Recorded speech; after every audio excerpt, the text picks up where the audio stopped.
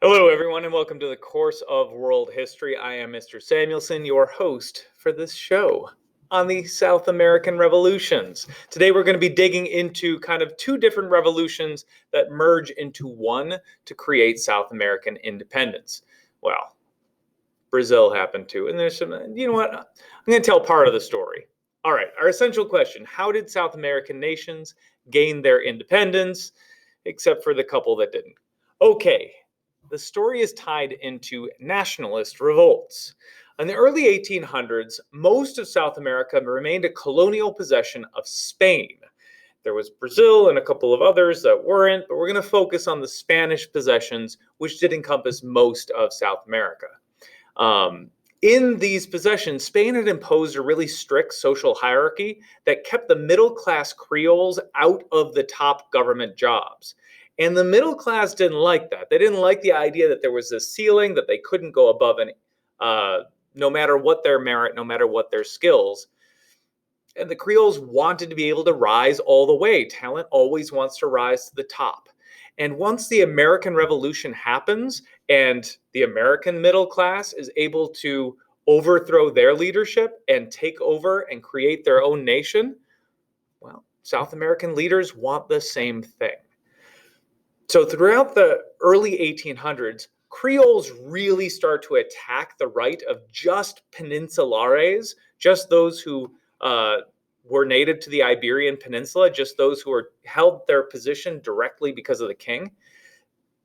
They were pushing back against the right of peninsulares to really truly govern them and to control their lives. And that became really easy once the Spanish government kind of collapses during the Napoleonic Wars, because Napoleon's European empire is going to take over most of Spain. And with the French conquest of Spain, Spain really just can't help their peninsulares anymore. They're too busy. And by the time Napoleon had conquered all of Spain, or most of Spain, the revolutions had begun. And South America was trying to be independent of this now satellite Napoleonic kingdom. Jose de San Martin is kind of the first person in this story. He is a Creole from Argentina, and he believed that Spain should be removed, not just from Argentina, where he lived, but from all of South America. That if Spain maintained any holdings in South America, they could use those holdings to launch a reinvasion of Argentina. So after liberating Argentina, San Martin marches his army into neighboring countries in order to liberate them as well and to help them establish their independence so that the Spanish could not come back. Martin liberated Chile in 1818 and then marches north into Peru. Now, Peru is Spain's most significant South American holding. And it was going to be a challenge because it was the wealthiest, most defended, most Spanish of all the colonies. And San Martin knows that this is going to be a tough nut to crack, and he's not going to be able to do it himself. We'll come back to that. Simon Bolivar, however, is kind of another Jose de San Martin, except for he's in northern South America. He is a Creole from Venezuela, and he also begins his fight for independence around 1810. Jose de San Martin was a little bit earlier. Now, from Venezuela and liberating Venezuela, his efforts then expand to liberating Colombia and Ecuador, and actually for a while unites those countries into a single one called Gran Colombia. Now his armies are sitting just north of Peru, while San Martin's armies are sitting just south of Peru. And this is going to be where they unite and work together to defeat the Spanish. So we have the two great Creole leaders in South America coming together and agreeing on a common strategy to defeat the Spanish. And by the end of 1824, Peru, Uruguay, Paraguay, Colombia, Venezuela, Argentina, Bolivia, Chile, they're all free from Spain. And Spain has been effectively booted out of South America. As a side note, in 1822, Brazil declares its independence from Portugal. Brazil was always a colony of the Portuguese, and they have their own struggle for independence, which winds up creating the Empire of Brazil, a topic that we won't get into in this class, but note that it happens. All right, threats to independence. It's not always just easy to declare independence and say, hey, we're free. Yay, no problems. No, there are always problems. One of those problems was that the Napoleonic Wars eventually ended. Spain couldn't support their peninsulares because they were busy fighting or being dominated by Napoleon. Then Napoleon gets shipped off to St. Helena. He's out of the picture. Monarchy is ascendant in Europe, again, temporarily. And what are they going to do? Well, Europeans planned to return Latin American nations to Spain. The Europeans were going to help the Spanish to reconquer and recolonize South America.